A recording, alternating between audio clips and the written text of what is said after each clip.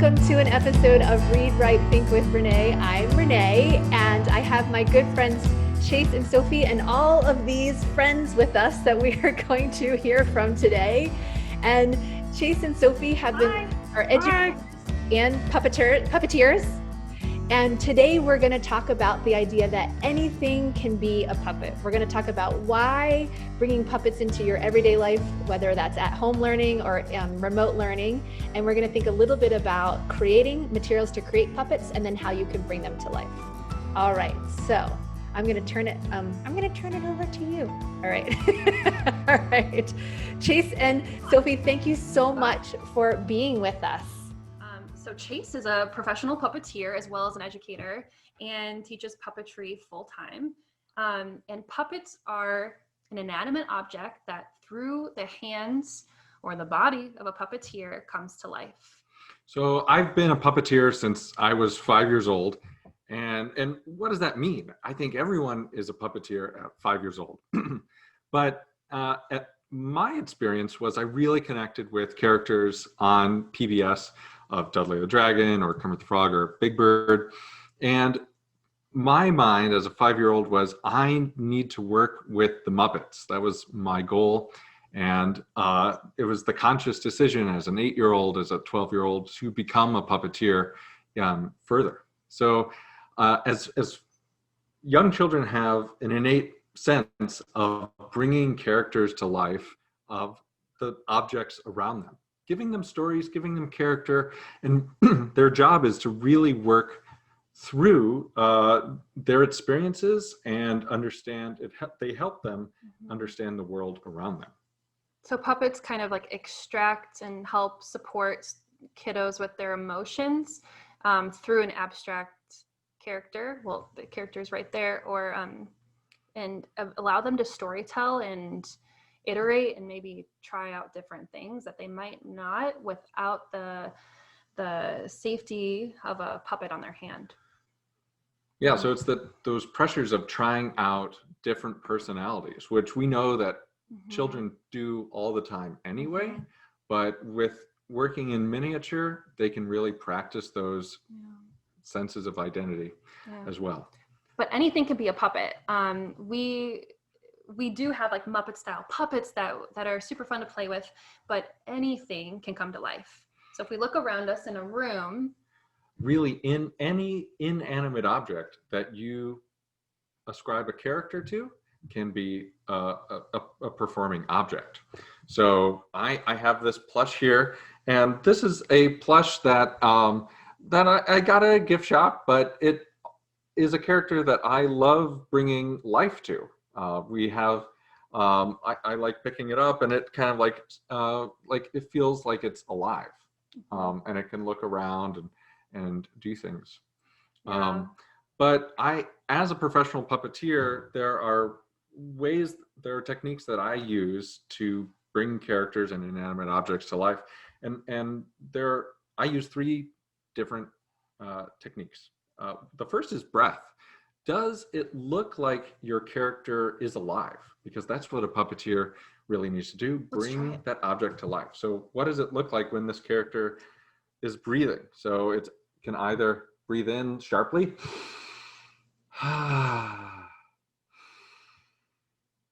you want to try it, Renee? You can try it with your sock. I do. I love this. Okay, so we can breathe in.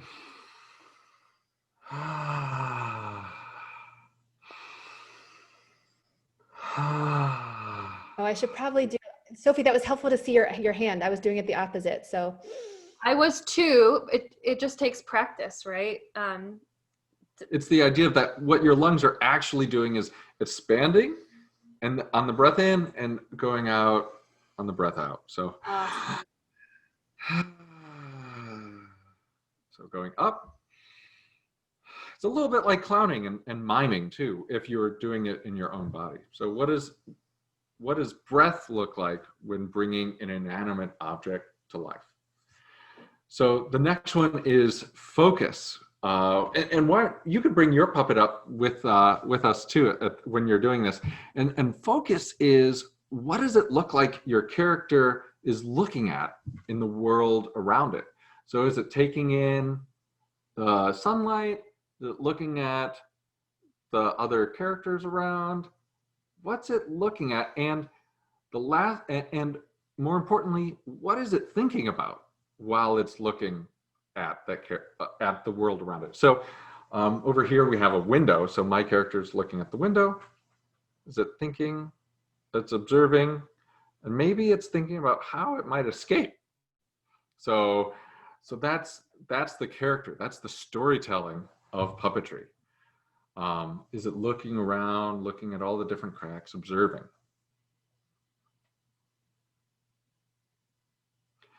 So the third step that I use is pause. A lot of times there's frenetic movement. Puppeteers want to keep moving all the time. So even if you're like moving or talking, what you'd really like to do is breathe in and pause and have your character look at and take and think about what its next response will be. So when your puppet is coming to life, then you are able to talk and to storytell with that puppet, but that puppet needs to not be stagnant, right? So first it comes to life, and then we can storytell. Mm-hmm. This is amazing. So, so I have just a regular sock. Most people have, or not just, I should say, I have a sock, and so it's as simple as having a sock. Mm-hmm. And it can be, yeah. And it feels like that's really helpful, though, to hear those 3 tips and giving ourselves permission, I think, to practice, right? But it makes a whole lot of sense because it's also just a character study, right? So I'm thinking about when the 3 of us started brainstorming, my brain was automatically in literacy work. And there was a lot of connections, right? Because this is a character. And so as a reader, I'm learning to analyze the character, pay attention to the decisions they make, what the characters learn from those decisions, what I learn. And, the idea of characters can teach us things like empathy. I can really examine my own identity. And then if we flip into writing, I get to create the character, right? I get to give all that quirky identity work to the character and design the roadblocks or design the settings. And so the literacy work is incredible, but also the connections and possibilities. But in brainstorming with you all, it really does transpose that, right? It transcends that, the idea of shifting into the social emotional piece, the empathy piece, that connection piece that we're all craving for, student engagement on the screen. There are so many possibilities that I think that, yes, are inherent in literacy work too, but it just feels like you're giving us tips that are really practical that in not a lot of time can be brought into our classroom communities. And it even seems like, I'm always thinking of connections to community as well. I wonder if this could go beyond. I'm thinking, silver linings or post-pandemic, could kids introduce their class characters to one another or even community members, if there's like a senior center nearby, just thinking of all those possibilities of storytelling, and storytelling with with the character that they've designed, and just having that connection, and that sense of belonging, that sense of being known through story. There's real possibilities there too. Because it's an extension of yourself, what you decide to do with your puppet. Absolutely. Yeah, and it can transition from virtual learning, and this is something that when we go back into the classroom, the students recognize and feel safe around, right? They built trust with that puppet. So I think so thank you very much. And I think for educators at large, whether you're a caregiver right at home, supporting at-home learning, or you're a teacher in brick and mortar or hybrid or remote, any of the like, really simple ways that make powerful impact is something that we can think about. And so we really appreciate your time. And for those of you watching, we look forward to seeing and hearing what you're doing with the puppets in your classroom communities and in your communities. All right.